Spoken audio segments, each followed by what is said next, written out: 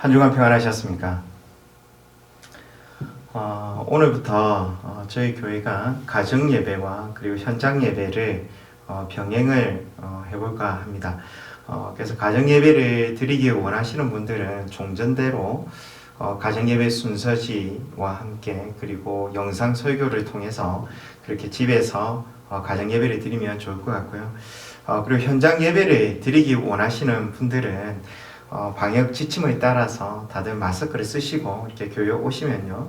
또 저희 교회에서 발열 체크도 하고 또 사회적 거리두기도 어느 정도 실천을 해서 서로가 서로에게 안전을 보장할 수 있는 상황에서 그렇게 현장 예배를 드려볼까 합니다. 이제 조금만 더 참으면 될 것 같아요. 그래서 예수님 안에서 또 믿음 안에서 우리가 조금 더 견디면서 그렇게 이겨나가는 저와 여러분이 되었으면 좋겠습니다. 오늘부터 사도행전 말씀을 여러분과 함께 나눠보고자 합니다. 제가 그동안 사복음서 중에 마가복음을 가지고 쭉 설교를 해왔는데요. 여러분 마가복음이 몇 장으로 이루어져 있느냐? 총 16장으로 이루어져 있습니다. 그래서 제가 마가복음을 쭉 설교하면서 기간이 한 어느 정도 걸렸느냐? 1년하고 한 4개월 정도 걸렸습니다. 근데 여러분 사도행전 말씀은요, 분량이 한 어느 정도 될까요? 전체 28장으로 구성되어져 있습니다. 그러니까 마가복음보다 한 2배 정도 많은 분량이라는 것이죠. 그래서 사도행전 말씀을 구절 다 따져가면서 제가 설교를 한다면 한 어느 정도 기간이 걸릴까? 최소 3년 정도는 걸릴 것 같습니다. 많게는 5년, 10년까지도 이렇게 설교를 하시는 분을 제가 봤는데요. 저는 그렇게 설교하고 싶지는 않고요. 구절을 다 따지는 것이 아니라 사도행전의 큰 사건 중심으로 큰 그림을 그려가면서 그렇게 좀 속도감 있게 이 사도행전 말씀을 여러분과 함께 살펴보고 싶습니다. 그런데 왜 사도행전 말씀이냐?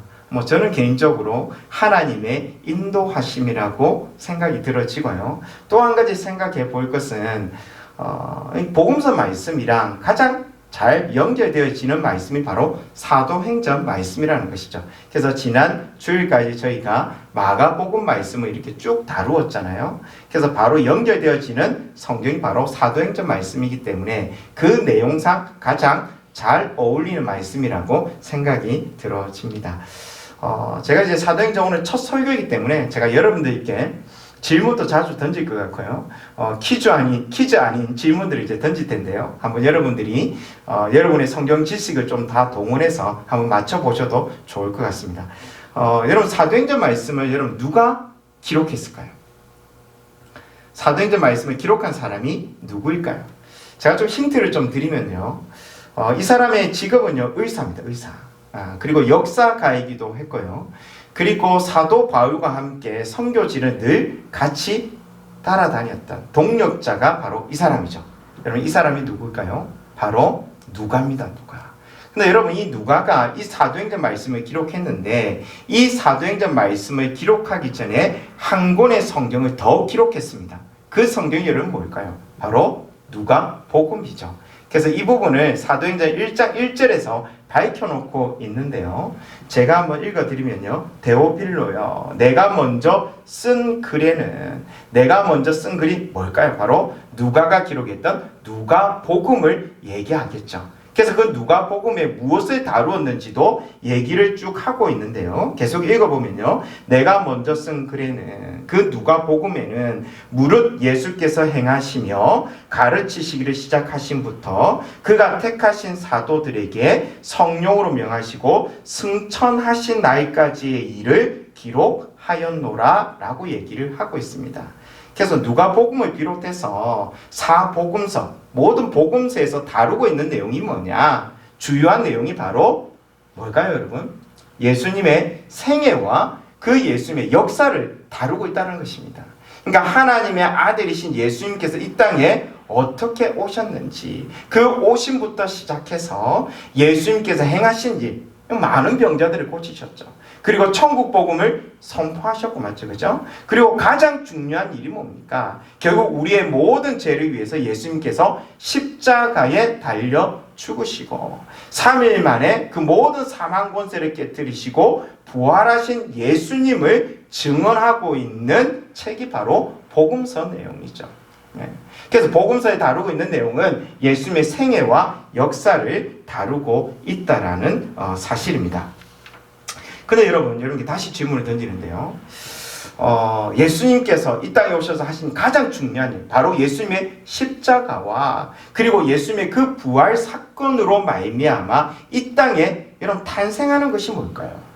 바로 예수님의 십자가를 믿고 예수님의 부활을 믿는 예수님을 따르는 사람들이 등장하기 시작합니다. 그리고 이들이 하나님 나라의 하나님의 거룩한 백성이 될 뿐만 아니라 바로 교회가 되더라는 것이죠. 그래서 여러분, 복음서 말씀은 예수님의 생애를 다루는 예수님의 역사를 다루고 있는 내용이라면 사도행전 말씀은 무엇을 다루고 있느냐? 바로 교회의 역사를 다루고 있다는 사실입니다. 그래서 사도행전 말씀에는요, 이 교회가 어떻게 탄생하게 되었는지, 그리고 이 교회를 향한 하나님의 마음이 어떠한지, 그리고 이 교회를 통한 하나님의 비전과 하나님의 꿈이 어떠한지, 그 모든 교회에 대한 내용들이 기록되어져 있는 성경이 바로 이 사도행전 말씀이라는 사실이죠. 그래서 저는 이 말씀을 읽을 때마다, 이 사도행전 말씀을 읽을 때마다 제 가슴이요, 뛰기도 하고요, 제 마음이 뜨거워지기 시작합니다. 여러분, 왜일까요? 하나님의 그 마음이 온통 어디에 가 있느냐? 바로 그의 사랑하는 교회에 그의 모든 마음과 모든 관심과 모든 사랑이 집중되어 있다는 사실을 우리가 사도행전 말씀을 통해서 깨달을 수 있다는 사실입니다. 여러분, 성경을 찬찬히 한번 읽어보십시오. 하나님의 사랑과 하나님의 관심이요, 온통 그의 백성들, 그의 양떼들, 그의 신부인 교회에 있다라는 사실을 깨닫게 되는 것이죠. 어쩌면 하나님께서 참으로 어리석어 보이는 대목이기도 합니다. 어떻게 보면 우리 교회의 모습을 우리가 돌아볼 때에 참 말도 많고 탈도 많은 우리들의 모습이 아닙니까? 많은 문제를 안고 있는 우리 교회의 모습 우리가 잘 알고 있지 않습니까? 근데 그 교회에 하나님께서 그의 관심과 그의 사랑을 지금 집중하고 있고 그의 모든 것을 걸고 있는 모습을 볼 때 왜 그럴까라는 생각을 하게 되더라는 것이죠. 여러분, 생각해 보십시오. 여러분, 이 땅에 세워진 그 교회는요, 하나님의 아들 예수 그리스도의 피값으로 세워진 교회입니다. 예수 그리스도의 그 피로 하나님의 교회가 이 땅에 세워지는 것이죠. 그래서 저와 여러분, 이 땅의 교회를 하나님은 절대로 포기하지 아니한다는 사실입니다. 여러분, 교회로 부르신 우리들에게 우리 하나님께서 기대하시는 것이 여러분 무엇일까요?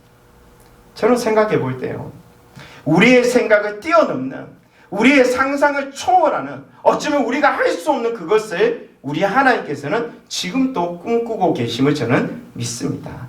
이 땅에서 우리가 잘 사는 것, 이 땅에서 우리가 행복하게 사는 것, 그것도 하나님께서 우리에게 기대하시는 마음일 거예요. 근데 그것보다 훨씬 더 중요하고 훨씬 더 위대한 사명이, 그 하나님의 비전과 꿈이 우리 교회에 있음을 저는 깨닫게 됩니다. 지극히 세상적인 우리들을 택하셔서 하나님의 교회로 삼으셔서 하나님의 그 거룩한 일들을 우리 주님께서는 기대하고 있습니다. 오늘 사도행전 1장 3절 말씀을 좀 보시면요, 예수님께서 모든 사망 권세를 깨뜨리시고 부활하셨잖아요.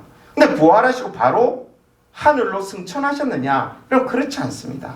그 부활하신 예수님께서 제자들과 며칠 동안 함께 하시느냐? 오늘 1장 3절에서 얘기를 해주고 있는데요, 제가 3절 말씀을 읽어보면요, 그가 고난받으신 후에, 그러니까 십자가에 달려 돌아가신 후에 또한 그들에게 확실한 많은 증거로 친히 살아 계심을 나타냈어요.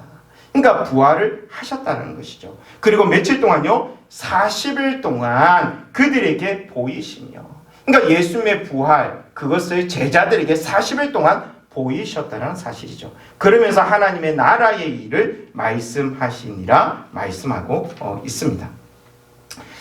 여러분, 40일 동안 왜 예수님께서는 그 예수님의 제자들에게 자신의 부활을 보여주시면서 그렇게 알리고 계실까요? 이게 왜 필요하고 왜 중요할까요? 여러분, 교회가 뭡니까? 교회인 우리의 사명이 뭡니까? 우리는요, 예수 그리스도의 증인입니다. 그것도 예수 그리스도의 무엇의 증인이냐? 바로 예수 그리스도의 부활의 증인인 줄 믿습니다. 여러분, 우리가 예수님을 믿는다고 고백할 때 예수님의 십자가만 믿는 것이 아니죠. 예수님 십자가 사건 이후에 모든 사망 권세를 깨뜨리신 그 부활하신 예수님을 우리가 믿고 있습니다. 그래서 여러분, 이 부활에 대한 믿음이 없이는요, 결코 우리가 교회가 될 수가 없죠. 그리고 하나님 나라의 백성으로서 살 수가 없습니다. 결국 우리의 사명은요, 예수 그리스도의 부활을 드러내고 증명하는 그 삶이 우리의 삶인 줄 믿습니다. 여러분, 맥도날드 하면 여러분 뭐가 떠오르십니까? 여러분, 햄버거가 떠오르지 않습니까? 여러분, 맥도날드의 존재 목적은요, 많은 사람들에게 햄버거를 많이 파는 것이 맥도날드의 존재 목적일 거예요. 그렇다면 여러분, 교회는요, 여러분, 교회의 존재 목적은 여러분 무엇입니까? 이 세상을 향하여 교회만 줄 수 있는 것이 여러분 무엇입니까? 여러분 뭐죠? 예수님 아닙니까? 오직 예수 그리스도 아닙니까? 예수 그리스도의 십자가와 그 부활, 그 복음을 우리 교회가 줄 수 있는 것인 줄 믿습니다. 다른 거 생각하면 안 되죠. 예수 그리스도의 십자가와 그 부활이 여러분 우리가 줄 수 있는 복음인 줄 믿습니다. 그래서 예수님의 십자가와 부활, 이 사실을 믿는 우리들이 이 땅의 교회요, 이 사실을 드러내고 이 사실을 전해야 될 사람이 바로 이 땅의 교회, 바로 저와 여러분인 줄 믿습니다. 여러분, 부활하신 예수님께서요, 의심하는 제자들을 직접 이렇게 찾아오시잖아요. 찾아오셔서 예수님께서 어떻게 하십니까? 자신의 부활체를 만져보라고까지 하십니다. 뿐만 아니라 무려 40일 동안 그 예수님의 제자들과 함께 동고동락하면서 함께 밥도 먹으면서요, 그렇게 삶을 같이 사십니다. 왜 그렇게 하셨습니까? 그러니까 부활체를 보고 경험해라는 것이죠. 그래서 의심을 버리라는 것입니다.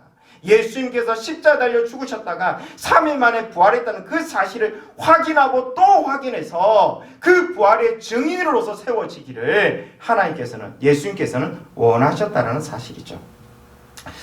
여러분, 이런 과정이 왜 필요했을까요, 여러분? 이제 예수님께서요, 떠날 때가 되었다는 것입니다. 예수님의 사역은 여기까지라는 것이죠. 여러분, 하나님의 나라의 일을 위해서 예수님께서 이 땅에 오셨습니다. 그리고 그 하나님의 나라를 제자들에게, 예수를 믿는 자들에게 주시기 위해서 십자가에 달려 죽으시고 3일 만에 부활하셨어요. 그로 말미암아 그의 제자들에게, 예수를 믿는 자들에게 하나님의 나라가 주어졌습니다.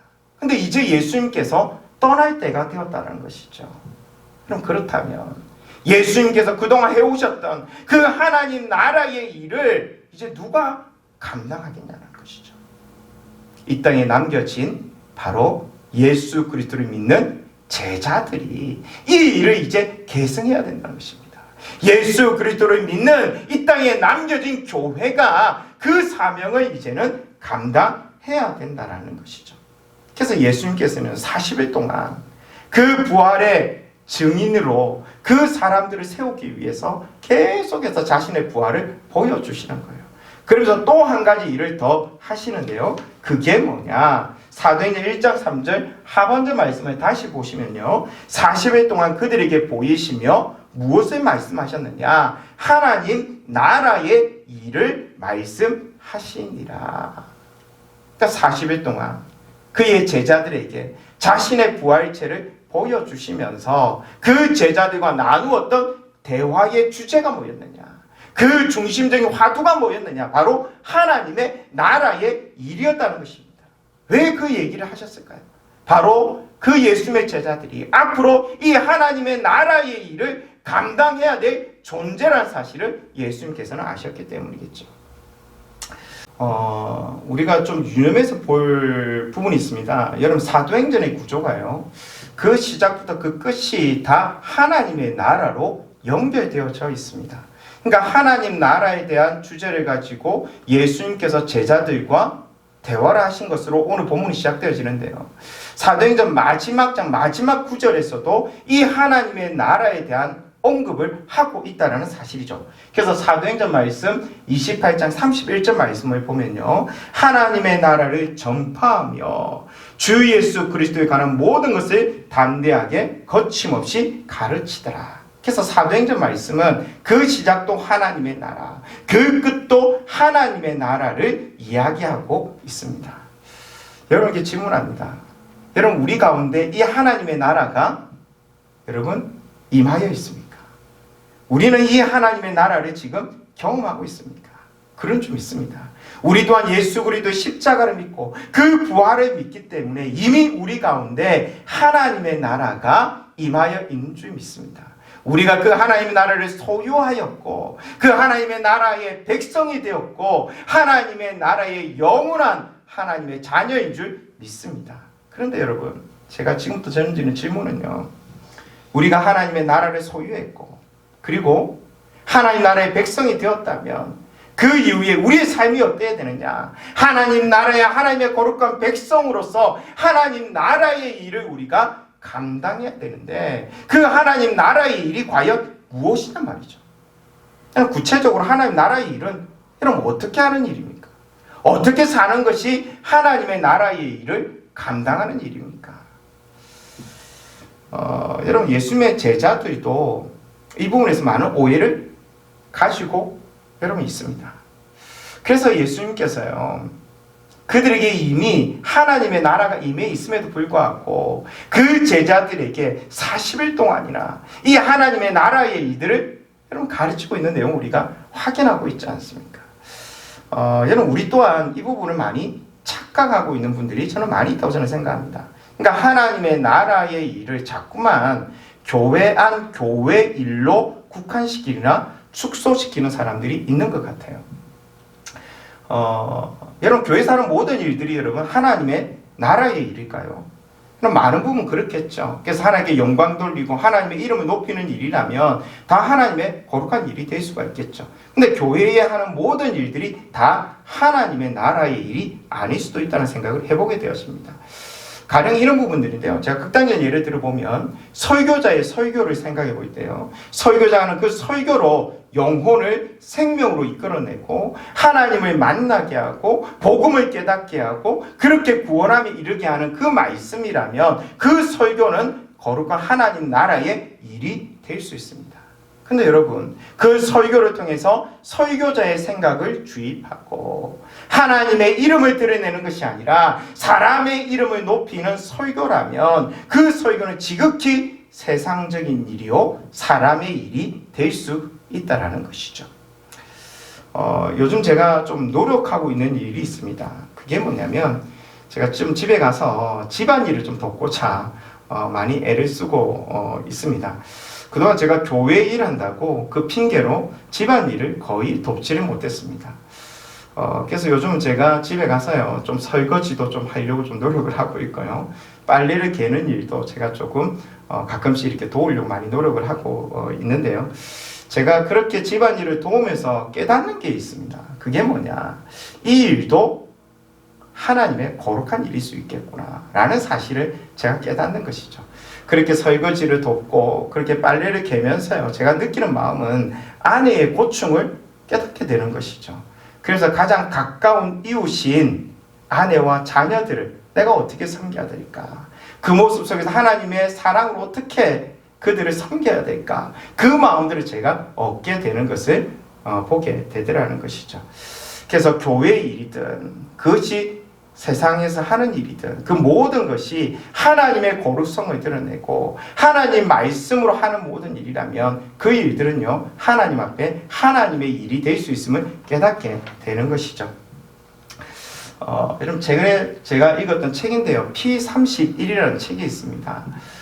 이 책의 저자의 어떤 이력이 참 특별한데요. 이분이 세계적 건축 설계 회사 티마스의 CEO 회장입니다. 근데 이분이 신학까지 했어요. 목사님이세요. 근데 이분이 처음 사업을 시작할 때에 성경대로 한번 사업을 시작해 보겠다. 그래서 잠언 말씀, 그 하나님의 지혜대로 그렇게 사업을 해보겠다라고 마음을 가지고 사업을 하기 시작했습니다. 근데 주변에서 많은 분들이 그렇게 성경의 정신대로 사업하다 보면 딱 망하기 좋다라는 이야기를 많이 들었던 거예요. 하지만 끝까지 그 성경의 정신대로 사업을 했는데 결국은 성공적인 모습을 가지게 되었습니다. 그러면서 그가 책을 한 권을 썼는데 그 책의 내용을 제가 좀 읽어드리도록 하겠습니다. 우리에게 주는 의미가 저는 크다고 저는 생각이 들어집니다. 제가 한번 읽어드리면요. 믿음이 좋은 분조차도 비즈니스와 그리스도인의 삶을 분리하는 경향이 있다. 그러나 하나님식으로 비즈니스를 하면, 하나님의 말씀의 정신으로 사업을 하면 회사가 곧 교회가 되고 그 사업이 사역이 된다. 정말 중요한 말씀을 해주고 있는 것 같아요. 그러니까 우리가 지금 어떠한 일을 하든지 간에 그 일이 하나님의 말씀의 정신을 따라 하는 일이라면, 또 그 일을 통해서 하나님께 영광이 되어지고 하나님의 이름을 높이는 일이라면 그 모든 일들이 하나님의 거룩한 일이 될 수 있다는 말이겠지요. 그래서 그가 계속해서 이런 말을 합니다. 나는 내 욕망을 위해, 내 출세를 위해 고객과 관계를 맺지 않는다. 오히려 나를 비우고 내가 손해보는 쪽을 선택하며 고객과 관계를 맺는다. 그것이 이웃을 먼저 섬기는 하나님의 기업이 품어야 할 하나님의 마음이기 때문이다. 하나님의 주권을 인정하고 그것을 따를 때 하나님이 앞서 행하신다. 그래서 교회 안이든 교회 밖이든 우리가 하는 그 모든 일들을 통해서 하나님의 나라의 일을 감당할 수 있음을 깨닫게 되는 것이죠. 그런데 오늘 본문 속 제자들은요, 이 하나님 나라의 일을 제대로 이해를 하지 못한 것 같습니다. 그러니까 예수님께서는 계속해서 하나님 나라의 일들을 이야기를 하고 있는데 그 이야기를 듣고 있는 예수님의 제자들은 계속 무엇을 떠올리고 있냐면 세상적인 일들을 떠올리고 있는 것을 우리가 보게 되는 것이죠. 그래서 여러분 4절 말씀을 좀 보시면요, 예수님께서 하나님의 나라의 일들을 40일 동안 그 제자들과 나누시고 난 이후에 이 말씀을 하시는 거예요. 4절 말씀을 제가 읽어드리면요, 사도와 함께 모이사 그들에게 분부하여 이르시되 예루살렘을 떠나지 말고 내게서 들은 바 아버지께서 약속하신 것을 기다리라. 이게 이제 때가 되었다는 거예요. 여러분, 어떤 때가 되었다는 말이죠? 그러니까 하나님의 나라의 일을 감당할 때가 비로소 되었다는 것입니다. 그래서 엄청난 약속을 그 제자들에게 해주고 있는데요. 사도행전 1장 5절 말씀에 보면 요한은 물로 세례를 베풀었으나 너희는 몇 날이 못되어 무엇으로요? 성령으로 세례를 받으리라 하셨느니라. 그러니까 성령의 시대가 온다는 것입니다. 성령의 시대가 오면 여러분 어떻게 될까요? 바로 성령의 시대가 오면 제자들이 그동안 보지 못했던 것들을 보는 세계가 열리워질 것입니다. 육적인 세계에서 영의 세계로 하나님의 나라의 거룩한 일들을 보게 되는 때가 올 거라는 사실이죠. 그래서 여러분 사도행전 1장 6절 말씀에 보면 근데 이를 제자들이 어떻게 이해를 하고 있느냐? 오해를 많이 하고 있는 거예요. 하나님은, 예수님은 자꾸만 이렇게 하나님 나라의 일을 말하고 있는데 제자들은 그 말을 들으면서도 자꾸 오해를 하고 있는 모습을 우리가 보게 되는 것이죠. 6절 말씀에 보니까 그들이 모였을 때에 예수께 여쭈어 이르되 주께서 이스라엘 나라를 회복하심이 이때니까 하니.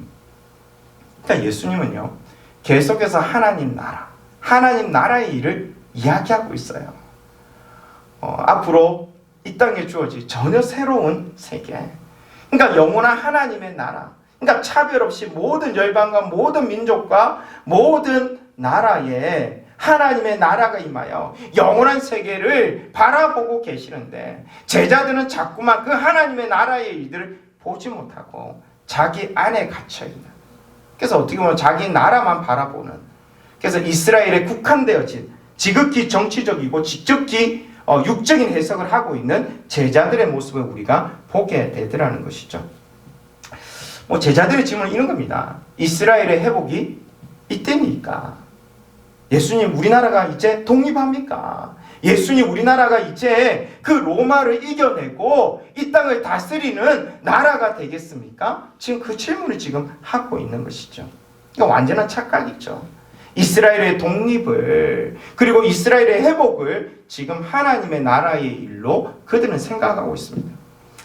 저는 지금도 우리 주변에는요, 이 땅의 일을 바라보며 하나님의 나라의 일로 오해하는 분들이 저는 많이 있는 것 같아요.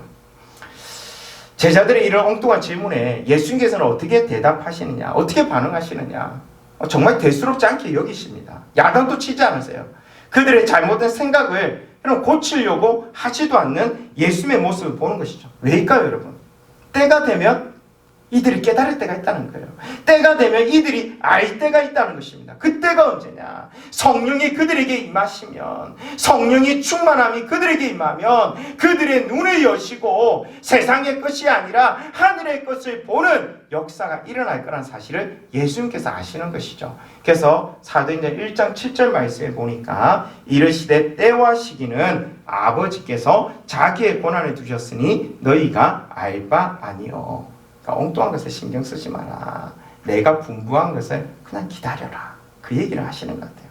그러면서 정말 중요한 말씀, 사도행전 1장 8절 말씀을 예수님께서 얘기를 하시는데요. 다 같이 한번 읽어보겠습니다. 오직 성령이 너희에게 임하시면 너희가 권능을 받고 예루살렘과 온 유대와 사마리아와 땅끝까지 이르러 내 증인이 되리라 하시니라. 정말 중요한 말씀이기 때문에 한 번 더 읽어보겠습니다. 오직 성령이 너희에게 임하시면 너희가 권능을 받고 예루살렘과 온 유대와 사마리아와 땅끝까지 이르러 내 증인이 되리라 하시니라. 여러분, 이것이 하나님 나라의 일이라는 것입니다. 다른 것이 하나님 나라의 일이 아니라 이 말씀 자체가 하나님 나라의 일이라는 것이죠. 그러니까 사도행전 1장 8절 말씀대로 사는 것이 하나님 나라의 하나님의 거룩한 백성들이 살아야 될 삶의 모습이라는 사실입니다. 첫 번째로 성령의 충만함을 받으라는 거예요. 성령이 임하면 어떻게 되어지느냐? 주께서 주시는 권능을 받는다는 것입니다. 그러면서 어떤 삶을 사느냐? 결국 예루살렘과 온 유대와 사마리아와 땅끝까지 이르러 내 증인이 되어지는 예수 그리스도의 증인으로서의 삶을 사는 모습을 우리가 가지게 된다는 것입니다. 그래서 하나님 나라에 하나님의 거룩한 백성이 이 말씀대로 사는 것, 성령 충만함을 받고 하나님의 권능을 부여받아서 내가 하는 그 모든 일들 속에서 하나님의 그 영광을 드러내고 예수 그리스도의 증인으로서 사는 그 삶의 모습이 여러분 하나님의 거룩한 그 하나님 나라의 일이라는 사실을 천명하고 있는 것을 우리가 보게 되더라는 것이죠. 여러분, 이 사도행전 1장 8절 말씀이 사도행전 말씀의 큰 그림입니다. 앞으로 이 사도행전 1장 8절 말씀에 의해서 사도행전 말씀이 이루어져 가는 것을 우리에게 보여줄 거예요. 그러니까 예수님께서 하신 말씀들이 그대로 다 성취가 되어집니다. 여러분, 한번 확인해 볼까요? 성령께서 임하시는 사건이 일어나는데요. 여러분, 사도행전 2장 1절에서 4절 말씀을 읽어보면 실제로 예수님의 제자들이 예수님께서 분부하신 대로 마가의 다락방에서 기도합니다. 근데 그 기도하는 중에 오순절날 성령이 강력하게 임하는 것이죠. 그래서 1절부터 4절 말씀을 제가 읽으면요. 오순절날이 이미 이르매 그들이 다 같이 한 곳에 모였더니 호련히 하늘로부터 급하고 강한 바람 같은 소리가 있어 그들이 앉은 온 집에 가득하며 마치 불의 혀처럼 갈라지는 것들이 그들에게 보여 각 사람 위에 하나씩 임하여 있더니 그들이 다 성령의 충만을 받고 성령이 말하게 하심에 따라 다른 언어들로 말하기를 시작하니라. 실제로 예수님께서 약속하신 대로 성령이 제자들의 삶 가운데 부어지기 시작합니다. 그래서 성령의 충만함을 받는 거예요. 근데 성령 충만을 받자 그 다음 순서가 어떠합니까? 주께서 주시는 권능을 받는 일들이 일어나는 것이죠. 그래서 성령 충만을 받고 난 이후에 사도 베드로가 그 예루살렘에서 많은 사람들에게 설교를 합니다. 근데 그 설교가 예수님의 그 권능, 그 능력이 임하는 설교였던 것이죠. 그 설교 말씀을 들었던 사람들이 예수 그리스도를 믿으며 예수 그리스도 앞에 무릎 꿇으며 회개하고 세례를 받는 일들이 일어나는 거예요. 그래서 3,000명이 돌아옵니다. 그래서 예루살렘 교회가 하루아침에 탄생하는 것을 우리가 보게 되더라는 것이죠. 그리고 사도행전 3장 말씀은 어떤 말씀이 있습니까? 여러분, 성전 미문 앞에서 안전뱅이가 베드로와 요한에게 구걸을 하는 거예요. 그 안전뱅이를 바라보면서 베드로가 외친 것이 뭡니까? 은과 금은 내게 없거니와 나에게 있는 건 너에게 주노니 곧 나사렛 예수 그리스도의 이름으로 일어나 걸으라 라고 선언하지 않습니까? 근데 그 말에 능력이 많은 것이죠. 그래서 안전뱅이가 벌떡 일어나는 기적이 일어납니다. 그러면서 예루살렘이요 복음화가 되어지는 거예요. 여기가 이스라엘 지도인데요, 이 예루살렘이 제자들이 전하는 그 예수 그리스도의 부활의 증언으로 말미암아 복음화 되어지는 거예요. 그러니까 예루살렘만 복음화 되어졌냐? 그렇지 않고요, 결국은 온 유대가 결국 말씀으로 복음화 되어지는 놀라운 역사가 일어나더라는 것입니다. 근데 예수 믿는 사람들이 막 늘어나자 결국 유대인들이 긴장을 하기 시작하죠. 그래서 종교 지도자들을 통해서 유대인들이 교회를 핍박하는 일들이 일어나게 됩니다. 그러면서 스데반과 같은 사람들이 결국 돌에 맞아 죽는 일들이 일어나게 되죠. 그러면서 교인들이 흩어지기 시작합니다. 근데 그 흩어진 예수님의 증인들을 통해서 어떻게 되어지냐? 사마리아 땅이 결국 또 복음화가 되어져요. 그래서 복음이 계속해서 땅끝을 향하여 전파되어지는 것을 보게 되어집니다. 그래서 그 복음이 어디까지 전파되어지느냐?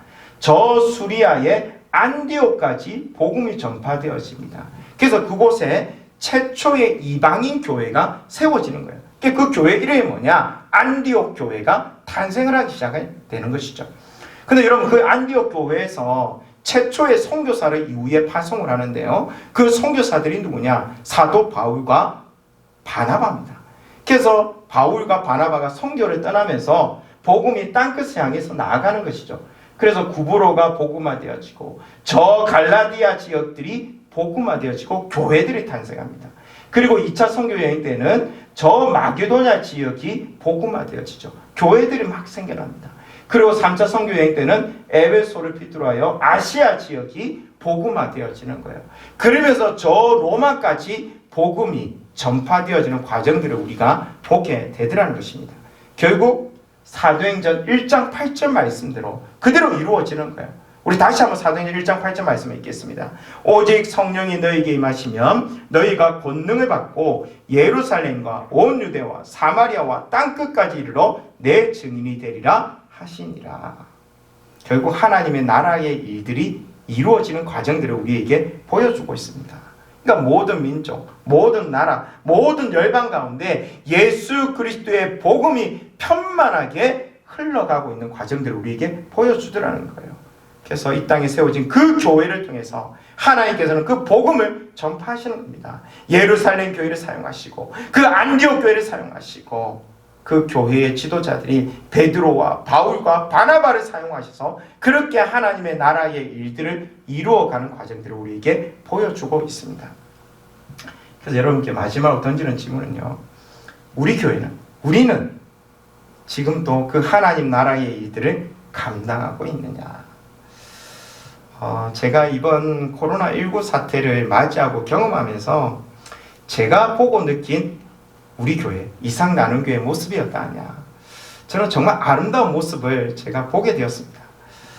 저는 코로나19 사태를 통해서 성도들이 많이 흔들리고 그 신앙이 많이 힘들어질 것이라 생각했는데요, 근데 제가 이 과정들을 지켜보면서 놀라운 것들을 많이 보게 된 것이죠. 그래서 저는 여러분들께 정말 박수를 쳐드리고 싶습니다. 정말 모든 것이 위축되어져 있고 어려움이 가득한 이 시대, 그리고 마음이 힘든 이 시기에 정말 힘든 영혼들을 찾아서 그렇게 다가가 하나님의 사랑을 나누는 지체들이 있더라고요. 그래서 마스크를 나누는 사람들이 있고요. 그리고 또 음식을 또 이렇게 장만해서 그렇게 반찬을 나누는 분들도 제가 보았고요. 실제로 물질을 나누는 분들도 보았고요. 정말 마음이 힘든 분들은요, 찾아가서 그렇게 얘기를 들어주고 격려하고 위로하고 기도하는 성도 간의 그 끈끈한 하나님의 사랑을 제가 보게 되었습니다. 그래서 우리 공동체 안에 이런 예수 그리스도의 사랑이 가득하구나, 예수 그리스도의 복음의 정신이 가득하구나, 예수 그리스도의 그 복음의 생명력이 가득하구나 라는 사실을 제가 확인하게 되었습니다. 제가 기대하는 것은요, 앞으로 우리 안에 있는 이 예수 그리스도의 사랑이, 그 예수 그리스도의 생명이 교회 울타리를 뛰어넘어서 저 사회로, 저 땅끝으로, 그리고 이 양산 땅을 하나님의 나라로 만들어가는, 그렇게 하나님의 나라의 일을 감당하는 저와 여러분이 되기를 소망합니다. 여러분, 앞으로 코로나19 사태가 우리에게 줄 여러 가지 결과물들이 저는 있을 거라 생각이 드는데요. 그 후폭풍이 거세라는 사실을 제가 깨닫게 되었습니다. 앞으로 우리 주변에 힘든 이웃들이 많아질 거예요. 경제적으로 어려움을 겪는 이들도 저는 많을 거라서 생각이 들어집니다. 그리고 정신적으로 낙심하고 절망하고 우울증에 시달리는 영혼들도 저는 많아질 거란 생각이 들어져요. 가정에 어려움을 느끼는 사람들도 많을 거라 생각합니다. 저는 그들에게 우리 이 땅의 교회들이 희망이 되고 소망이 되어 주기를 저는 소망합니다. 여러분, 성경은요 우리를 향하여 뭐라고 얘기합니까? 세상의 빛이라 얘기합니다. 세상의 소금이라고 선언하고 있어요. 교회의 빛이 아니라, 교회의 소금이 아니라 세상의 빛이요 세상의 소금이라고 선언하고 있는 것이죠. 그러니까 교회 안에서도 우리가 잘해야 되지만 교회 밖에는 더 잘해야 된다는 사실을 깨닫는 것이죠.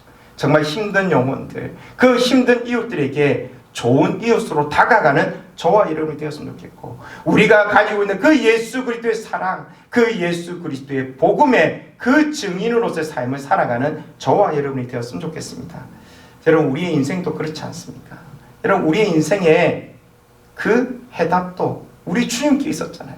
우리가 정말 어려움을 겪을 때, 우리가 힘들 때에 우리의 삶에 희망이 되어주고 소망이 되어준 것은요 결국 오직 예수 그리스도밖에 없음을 깨닫습니다. 그러니까 저들의 삶에 그 해답도 그 답도 오직 예수 그리스도께 있음을 믿습니다. 그래서 여러분, 저희들이 앞으로 기도로 준비했으면 좋겠어요. 영적인 준비가 탄탄하게 이루어졌으면 좋겠습니다. 그래서 제가 요즘 간절히 기도하고 있는 기도 제목들이 있어요. 주님, 이 땅의 교회가 주님 믿는 우리들이 이 땅에 세상의 빛이 되게 하여 주옵소서. 그런 기도가 간절해지는 거예요.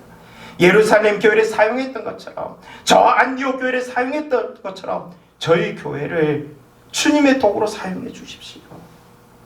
그 제자들에게 성령을 가득하게 부어줬던 것처럼 우리들에게도 성령의 충만함을 다해 주셔서 하나님의 영적인 일들을 분별할 수 있는 은혜를 주옵소서. 우리 또한 주님의 그 부활의 증인으로 살아 이 땅에 하나님의 나라의 일들로 가득 채워가는 그러한 주님의 일꾼이 되게 해 주옵소서. 그런 기도가 간절히 되고 있습니다. 그래서 그렇게 기도함으로 준비하는 저희들이 되었으면 좋겠어요. 많은 영혼들이 교회를 찾을 때에, 하나님의 은혜를 강구할 때에 우리가 그들을 돕고 그들을 주께로 인도하고 그들을 생명의 자리로 인도하는 저와 여러분이 되었으면 좋겠습니다. 여러분, 교회는 절대로 약하지 않습니다. 반드시 승리합니다. 여러분, 왜일까요? 하나님의 뜻이기 때문입니다. 하나님께서는 절대로 교회를 포기하지 않습니다. 끝까지 교회를 들어 사용하실 것입니다. 비록 우리들은 연약하고 약하지만 우리 안에 우리를 붙드시고 인도해 가시는 그 하나님께서는 강하신 분이라는 사실이죠. 그래서 그분의 일하심을 기대하며 바라보며 우리 자신을 들여나아가는 은혜가 있기를 소망합니다. 마지막 이 말씀을 가지고 설교를 마무리할까 합니다. 오직 성령이 임하시면 너희가 권능을 받고 예루살렘과 온 유대와 사마리아와 저 땅끝까지 내 증인이 되리라 하시니라. 이 말씀이 저와 여러분의 말씀이 되기를 소망합니다. 제가 한번 기도하도록 하겠습니다. 하나님 아버지, 저희들을 붙들어 주옵소서. 저희들에게도 성령 충만함을 허락하여 주셔서 하나님 나라의 일들을 보게 하여 주시고 그 거룩한 하나님 나라의 일에 우리 자신을 들여나아가며 이 땅의 부활의 증인으로 살 수 있는 축복을 허락하여 주옵소서. 우리를 통하여 수많은 영혼들이 주의 은혜를 누리게 하여 주시고 주님의 나라에 들어오는 축복 또한 허락하여 주옵소서. 모든 것 하나님께 감사를 드리며 예수 그리스도 이름으로 기도를 드립니다. 아멘.